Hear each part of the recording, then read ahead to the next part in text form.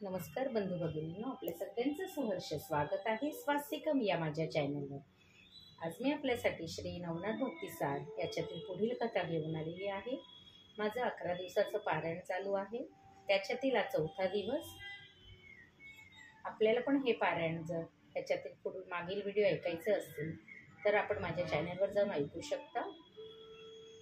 चला तर मग सुरुवात करूया। सगळ्यात आधी देवांना पुष्प अर्पण करते।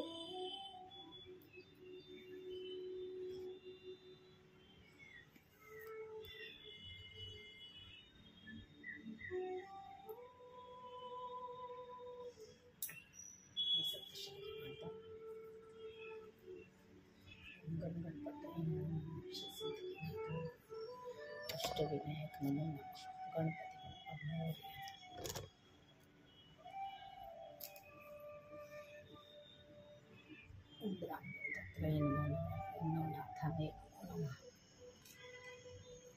ओम नमः शिवाय। ओम नमः शिवाय।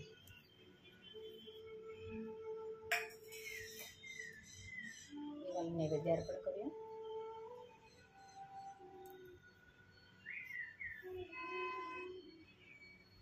नैवेद्य समर्पयामि। नैवेद्य समर्पयामि। चला मग आजच्या कथेत सुरुवात करूया।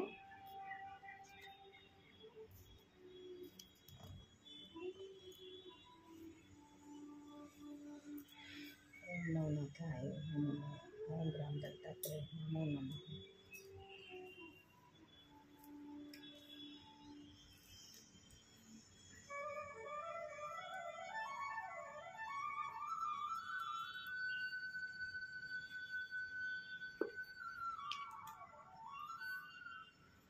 श्री गणेशाय नमः। श्री सरस्वतीभ्यो नमः।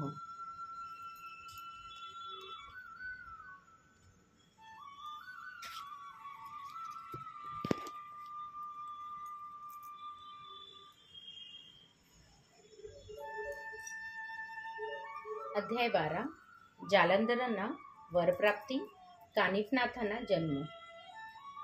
श्री गणेशाय नमः।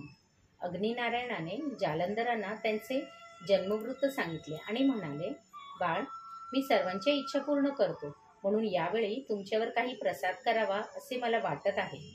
तरी तुमच्या मनात काही इच्छा असल्यास निसंकोचपणे सांगा। तेव्हा ते म्हणाले, तात महाराज, मला कसलीच इच्छा नाही। तरीही हा जो नरदेह प्राप्त झाला आहे त्याचे सार्थक होईल असे काहीतरी करा। इतरांप्रमाणे मीही जन्मलो आणि मेलो असे होऊ नये, म्हणून हा तुमचा पुत्र सत्कीर्ती रूपाने चिरंजीव राहील असे करा। ते ऐकून अग्नीला मोठे कौतुक वाटले। आपल्या मुलाला जगत कल्याणासाठी आवश्यक ते सर्व प्राप्त व्हावे म्हणून त्यांना घेऊन तो त्वरेने दत्तप्रभूंकडे गेला। त्यांनी दोघांचे उत्तम स्वागत केले आणि अग्निदेवाला येण्याचे कारण विचारले। तेव्हा जालंधरांकडे निर्देश करून तो म्हणाले, महाराज, जालंधर हे मदनाचा अंश आहेत। भगवान शंकरांनी त्यांना माझ्या हवाली केले, तेव्हा त्यांचे भस्म न करता मी माझ्याच उदरात ठेवून त्यांना वाचवले। ते गर्भरूपाने माझ्या उदरात असताना अंतरिक्ष नारायणांनी त्यात संचार केला। बृहद्रव्याच्या सोमयागात ते तेज मी अंतरिक्षाच्या जीवांसह बाहेर टाकले। तेच हे बालक जालंधर नावाने राजाकडे वाढले आणि उपनयनानंतर राजगृह सोडून अरण्यात गेले। तेथेच याची व माझी पूर्ण भेट झाली। आता मी यांना तुमच्या पायांशी आणले आहे, तरी यांच्यावर अनुग्रह करून त्यांना धन्य करा। ते ऐकून दत्तप्रभूंना फार संतोष वाटला। ते म्हणाले, मी याचा स्वीकार केला आहे, पण यांनी माझ्याकडे 12 वर्षे राहिले पाहिजे। त्याला मान्यता देऊन अग्नीने त्यांचा निरोप घेतला। त्यानंतरची 12 वर्षे जालंधर दत्तप्रभूंकडेच राहिले। त्या कालावधीत दत्तगुरूंनी त्यांना मंत्रदीक्षा देऊन अद्वैताचा बोध केला। त्यांच्याकडून बराच अभ्यास करून घेतला। त्यांना सर्व प्रकारच्या कला, विद्या व शास्त्रांमध्ये पारंगत केले आणि सर्व देवतांकडून वरदाने मिळवून दिली। त्यानंतर जालंधरांना अग्नीकडे सोपवून ते म्हणाले, माझे कार्य मी पार पाडले आहे, आता यांना दैवतांच्या भेटीला घेऊन जा। तेव्हा दत्तगुरूंची प्रशंसा करून अग्निदेवाने जालंधरांसहित प्रस्थान केले त्यांना त्रिभुवनातील दैवते दाखवली. मच्छिंद्रनाथाप्रमाणे त्या सर्व देवता त्यांना वश करून दिल्या. मग त्यांना 12 वर्षे बद्रिकाश्रमी तपश्चर्येस बसविले. त्यांच्या घोर तपश्चर्येने प्रसन्न झालेले हरिहर ब्रह्मादी सर्व देवांनी त्यांना अनेक आशीर्वाद दिले. कानिफनाथांचा जन्म. जालिंदरांची तपश्चर्या फळास आली आणि त्यांना देवतांचा आशीर्वादही प्राप्त म्हणून बद्रीनाथांना फार बरे वाटले. त्यांनी जालंधर व अग्नीला 3 दिवस आपल्यापाशीच ठेवून घेतले. त्यावेळी जालंधर एक कामगिरी सोपवण्याचा विचार करून ते म्हणाले, ब्रह्मदेवाची कन्या सरस्वती 12 वर्षे असताना तिचे अप्रतिम सौंदर्य व शृंगारलेले लावण्य पाहून ते स्वतः कामपीडित झाले. त्यावेळी पित्याची बुद्धी फिरलेली पाहून तिने सत्यलोकातून पळ काढला. वासनेने उन्मत्त ब्रह्मदेवही तिच्या मागे धावू लागले. धावता धावता त्यांचा वीर्यपात झाला. ते वीर्य हिमालयातील जंगलात झोपलेल्या एक महाकाय हत्तीच्या कानात पडले. त्या वीर्यात प्रबुद्ध नारायणांनी संचार केला आहे. या गोष्टीला अनेक युगे झाली. तो हत्ती चिरंजीव असल्यामुळे अजूनही जिवंत आहे. जालंधर, तुम्ही त्यांना बाहेर काढा आणि आपला शिष्य करा. कानातून जन्मल्यामुळे त्यांचं कानिफ हे नाव ठेवा. त्यानंतर अग्नी आणि जालंधरांसह बद्रीनाथ व त्या हत्तीपाशी आले. तेव्हा तो हत्ती इकडे तिकडे संचार करत होता. जालंधरांनी त्या महागजावर मोहनास्त्र व स्पर्शास्त्र प्रयोग करून त्याला एका जागी शांत स्थिर उभं केलं आणि त्याच्याजवळ जाऊन हाका मारत म्हणाले, हे प्रबुद्ध, मी तुम्हाला न्यायला आलो आहे. आम्ही तुमचे नाव कानिफ ठेवले आहे. आता विलंब न लावता कानातील बैठक सोडून बाहेर या. ते ऐकून हत्तीच्या कानातून 16 वर्षाचे एक तेजपुंज तरुण बाहेर आले. जालंधरांनी त्यांना खाली उतरवताच त्यांनी त्या तिघांना नमस्कार केला. शंकरांनी त्यांना प्रेमाने जवळ घेतले आणि जालंधरा करवी मंत्रोपदेश दिला.